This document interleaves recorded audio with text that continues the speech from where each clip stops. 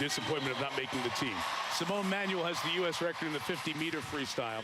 She won the gold in Rio in 2016 in the 100, silver in the 50. She has to finish first or second in this event to make it back to the team. We detailed earlier, she missed the final for the 100 by 2/100ths of a second a couple of days ago. Let's introduce you to the 8 women in this race. Kate Douglas heading to Tokyo on Team USA, a rising sophomore, University of Virginia. Erica Brown will be in lane 2. She's rallied from a slow start here at trials to earn a place on the team as well. Simone Manuel, as mentioned, in lane 3. Next to her, it's Abbey Weitzeil in 4, who won the 100 free, tries to go 50 in the 100 with victories at these trials. Tori Husk, the 18-year-old Arlington, Virginia, in lane 5. She too on Team USA with her performance this week. Linnea Mack in 6 was disqualified in the semifinal. That disqualification was overturned.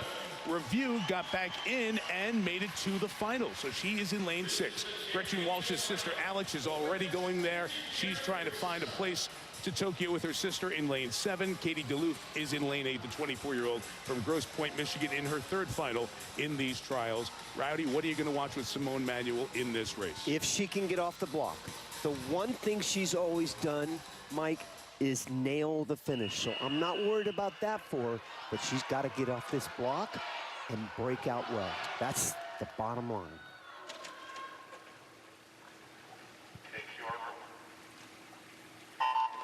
That young 18-year-old Husk is not affected whatsoever by her. That's a great start for my Manuel. 0.68. Husk was really good, though, at 0.61. Very tight all the way across the pool. Lane 4, Abbey Weitzeil with the lead. Right above her is Manuel in 3. Manuel needs to finish first or second. Tori Husk beneath in lane 5 is close.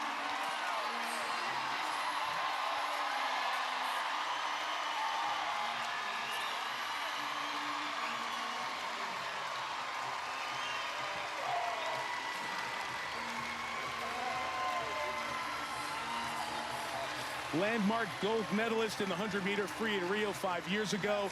Missed by 2/100ths of a second, making the final in this event, and then shared.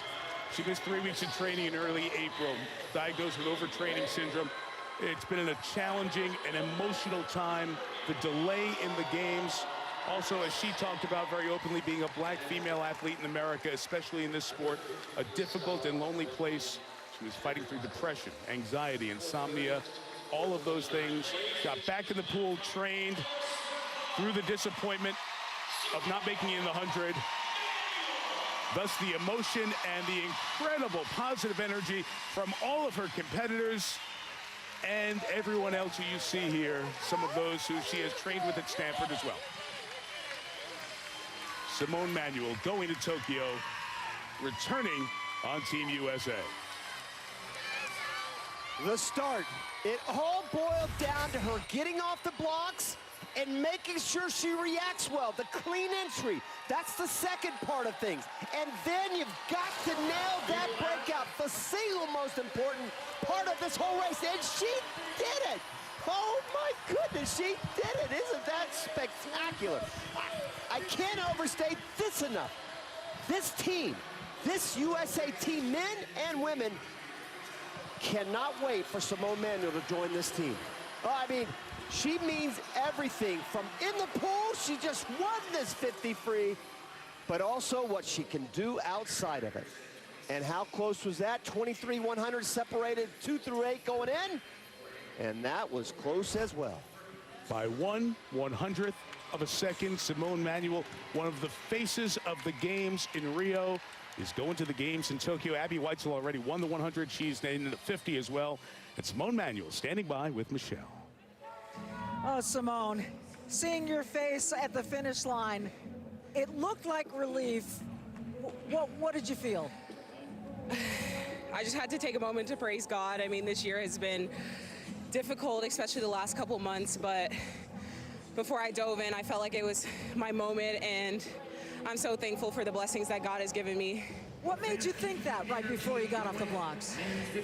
Like I said earlier, my faith is extremely important to me, and God has a purpose and plan for my life. And even though it may not always be easy, I know that the work that I put in and the blessings that He provides for me, that one day, you know, it'll pay off, and I'll see But all glory goes to him. I mean, this is amazing. I'm so happy to be on my second Olympic team. Second Olympic team, and seeing as you took those 3 weeks off, not easy to rebound. How did you do that?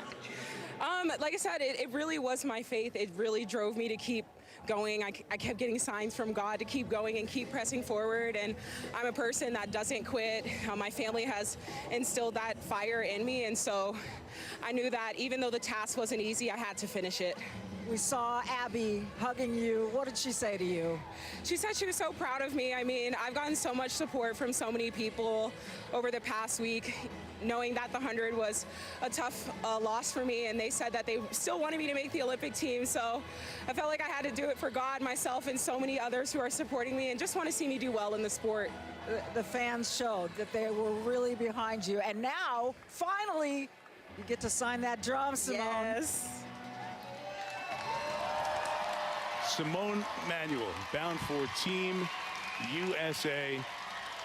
What a great moment for her. And by the way, one other postscript, she was at Stanford. Brooke 40 was at Stanford as well. Brooke 40 needed the result to happen the way it happened. She is the last spot for the women on Team USA as well. So it's a cardinal moment there. To Simone Manuel and what you saw and how she expressed. Ratty, this is a physically demanding sport, but it's mentally demanding. And I think we saw that and the strength of Simone Manuel in that event. Yeah, what she represents for